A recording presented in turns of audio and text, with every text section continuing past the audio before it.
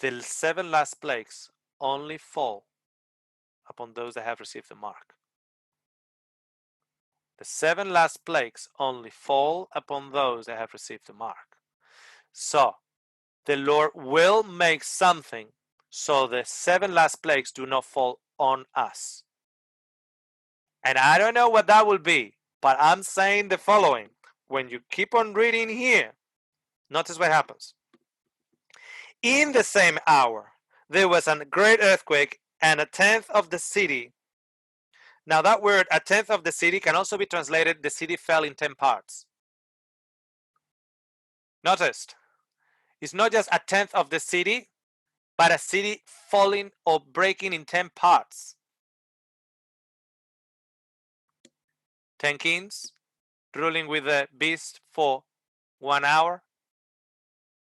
Do you get that? Do you see that? 10 kings.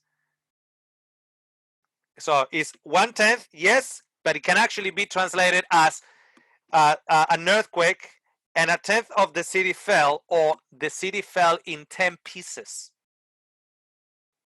In 10 pieces. Remember that right at the end, just for a brief time, in an hour, the 10 kings rule together with the beast that comes from the sea, which is the same of the beast that comes from the beast.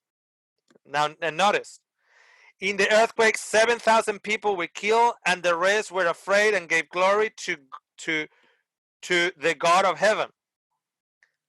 The second woe is past. Behold, the third woe is coming quickly. And what is the third woe? Is the seventh trumpet. What happens in the seventh trumpet? Then the seventh angel sounded, and there were loud voices in heaven saying, the kingdoms of this world have become the kingdoms of our Lord and of his Christ, and he shall reign forever and ever. That's actually the rock upon the 10 toes in Daniel 2. It's exactly the same description.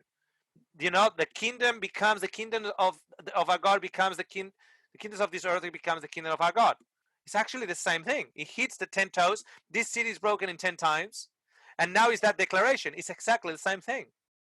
But notice this, verse 16, and the 24 elders who sat before God and their thrones fell on their faces and worshiped God, saying, we give you thanks, O Lord God Almighty, the one who is and who was and is to come, because you have taken your great power and reign. The nations were angry and your wrath has come, and the time of the dead, that they should be judged, and that you should reward your servants, the prophets and the saints, and those who fear your name, small and great, and shall destroy those who destroy the earth. Then the temple of God was open in heaven, and the ark of his covenant was seen in his temple, and there were lightning, noising, thundering, and earthquake, and great hail. And that verse, when you're looking at earthquake, hail, and thundering, it's actually referring to the 7 last plagues. Those are the ingredients of the 7 last plagues. Is encapsulated in one verse. So what I'm saying is this. I don't know where we will be, and I have to actually be honest with you. I don't know where we will be. Is it a mountain high enough that we can hide for the 7 last plagues, when the mountains will be thrown into the sea? Is it a place? Is it a cave too deep? Is it a place? I don't know. But what I know is the 7 last plagues don't fall on us. And another thing that I know is this, that the 7 last plagues in Egypt did not fall in Goshen. The land of Goshen did not get hit. So I don't know where Goshen is. I don't know what Goshen is. But if you want to ask me where we will be, I will say wherever Goshen is, that's where we will be on the 7 last plagues. Wherever Goshen is. Dean, you got a problem? Yeah, no, I have an answer, because I'm pretty sure the Bible says exactly where we're going to be. Okay. In the 5th seal, it says, before the altar, I heard the souls of those who had been slain for their testimony. Later on in Revelation, it says the altar is before the throne. Yep. Then in Revelation 4, it says, before the throne, I saw a crystal sea. Then in Revelation 15, it says, I saw a crystal sea mingled with fire, while the 7 last plagues are being poured out and God's people are standing on the crystal sea mingled with fire. Yeah. And of course, we know what that fire is. When we go to Revelation 15, which is actually the beginning of the plagues. Remember that the 2 witnesses have been taken up, and now we got the beginning of the plagues, and this is what Dean is referring to. Then, before the beginning of the plagues, it says, Revelation 15, verse 1, it says, then I saw another sign in heaven, great and marvelous, 7 angels having the 7 last plagues, for in them the wrath of God is complete. And I saw something like a sea of glass mingled with fire, and those who have the victory over the beast, over his image, and over his mark, and over the number of his name, standing in the sea of glass, having harps of gold of God. They sing the song of Moses and the servant of God, and the song of the Lamb. It's interesting that they sing the song of Moses, and Moses is actually one of the 2 witnesses too. Right. So they've been resurrected. Now, I don't know. I don't want to sort of be too much dogmatic. I understand the sort of. I think I'll say enough there at this point. But the Lord will not save us from tribulation. But what I want to tell you is this. Revelation 16 outlines the plagues, and the plagues only fall, and the terrible plagues. It's not like 1/4 like in the seals, or 1/3 like in the trumpets. It's like the whole lot is touched. Like the mountains are moving, hail are falling. It's not just in different places. It's like all over the place. All over the place, and I'm thinking, is it a mountain high enough? Where we will be, I will say we will be in Goshen. You make up what Goshen will be. I believe we will be in Goshen by the plagues, not by the tribulation. Yeah. By the plagues. Well, there's just one more after the. Beyond, sorry, you go, after Dean. the 3rd plague, it says, I heard another from before.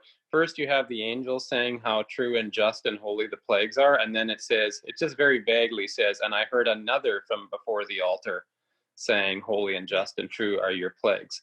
And the specific reason that the angel said, holy and just are your plagues, are because they spilled the blood of the holy prophets. And you gave them blood to drink. And then it was like the very ones who had their blood spilled out were like, yeah, holy and just are your plagues, but not in a vindictive way. We'll probably won't have today to go specifically on the plagues, but there is actually something in those plagues that is probably not what people think there is. Exactly. Okay, and there's something in the wrath of God that people don't think.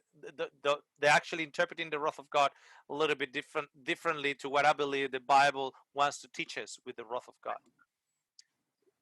I just Denise, you got a comment? Yeah.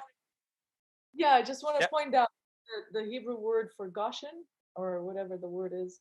It means drawing near. So I don't think it's a geographic place, but a spiritual place where you're drawing God. It could be a spiritual place. He also means a land that is fertile and has been and that is fertile and rich. Also has that aspect of Goshen that is good for grazing. In Revelation chapter 4, it's the first few verses of the chapter. God calls John, and he calls him up, and it says as he goes, it says, I saw a door open in heaven, and then the next thing it says he was made into a spirit. He says, I was in the spirit, and then all of a sudden he's before the throne of God. So it is like there's a spiritual place where you have to be spiritual because the flesh can't go there. And there's like a veil, just like the door open in heaven, just like the veil in the most holy place protects us so we don't die. Anyways, just I don't know what's going on in the beginning of chapter 4, but you can read that. Yep. Okay. Thanks for that. Now, we'll probably, maybe on another session, if you're still guys up for it, we can actually just go a little bit further on the plagues. I just want to point out a number of things here.